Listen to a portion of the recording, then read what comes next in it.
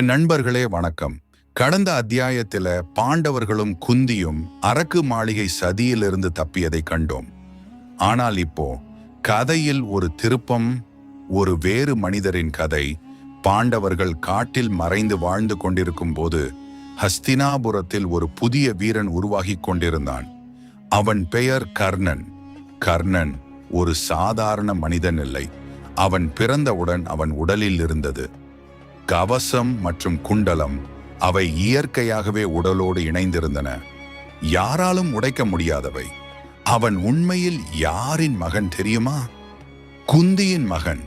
சூரிய தேவன் அருளால் பிறந்தவன். ஆனால் அப்போது குந்திக்கு திருமணமாகவில்லை. சமூக பயம் காரணமாக அந்த குழந்தையை ஒரு தொட்டியில் வைத்து நதியில் விட்டுவிட்டாள். அந்த குழந்தையை கண்டுபிடித்தவர் ஒரு தேரோட்டி, அதாவது ரதசாரதி. அவரும் அவரது மனைவியும் அந்த குழந்தையை வளர்த்தனர். அதனால் கர்ணன் உலகிற்கு சூத்ரன், தேரோட்டியின் மகன் என்றுதான் அறியப்பட்டான். ஆனால் உள்ளுக்குள் ஒரு சூரியன். கர்ணனுக்கும் ஒரு ஆசை இருந்தது. நான் உலகின் சிறந்த வில்லாளி ஆக வேண்டும். அவன் சென்றான். துரோணரிடம், குருவே, எனக்கும் கற்றுக் கொடுங்கள். ஆனால் துரோணர் மறுத்தார். நீ அரச குலத்தை சேர்ந்தவன் இல்லை. இந்த வார்த்தை கர்ணனின் இதயத்தில் தீ வைத்தது. கர்ணன் விடவில்லை. அவன் ஒரு பெரிய முடிவு எடுத்தான். தன்னை ஒரு பிராமணன் என்று சொல்லி பரசுராமரிடம் சென்றான். பரசுராமர் யார்? உலகிலேயே பயங்கரமான கோபம் கொண்டவர். அசுர வில்லாளி க்ஷத்திரியர்களை வெறுப்பவர். அவர் கர்ணனை ஏற்றுக்கொண்டார். கர்ணன் பகலும் இரவும் பயிற்சி செய்தான். சில நாட்களில் அவன் அர்ஜுனனை விட அதிகமாக வில்லாற்றல் பெற்றான். ஒரு நாள் பரசுராமர் கர்ணனின் மடியில் தலையிட்டு தூங்கிக் கொண்டிருந்தார். அப்போது ஒரு விஷப்புழு கர்ணனின் தொடையில் கடித்தது. இரத்தம் வடிந்தது. கடும் வலி. ஆனால் கர்ணன் அசையவில்லை. குரு, தூக்கம் கெடக்கூடாது. இரத்தம் பரசுராமரின் முகத்தை தொட்டது. அவர் விழித்தார். இவ்வளவு வலியை தாங்குவது ஒரு பிராமணனால் முடியாது. நீ க்ஷத்திரியான். அவர் உண்மையை அறிந்தார். கோபத்தில் சாபம் விட்டார். மிகவும் தேவையான நேரத்தில் நீ கற்ற அறிவை மறந்து விடுவாய்.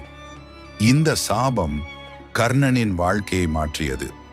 ஒரு நாள் ஹஸ்தினாபுரத்தில் பெரிய போட்டி நடந்தது. அர்ஜுனன் தனது வில்லாற்றலை காட்டினான். அந்த நேரத்தில் கர்ணன் அரங்கில் நுழைந்தான். அதைவிட நான் சிறப்பாக செய்ய முடியும். அவன் எல்லாவற்றையும் செய்து காட்டினான். அனைவரும் அதிர்ச்சி. ஆனால் உடனே கேள்வி வந்தது. உன் தந்தை யார்? நீ எந்த குலம்? கர்ணன் மௌனமாக நின்றான். அவனை அவமதித்தனர். அந்த நேரத்தில் ஒருவன் எழுந்தான். துரியோதனன். வீரத்திற்கு குலம் வேண்டுமா? அவன் உடனே கர்ணனை அங்க தேசத்தின் அரசனாக அறிவித்தான். இனி நீ ஒரு ராஜா. அந்த ஒரு செயல் கர்ணனின் இதயத்தை முழுவதும் வென்றது.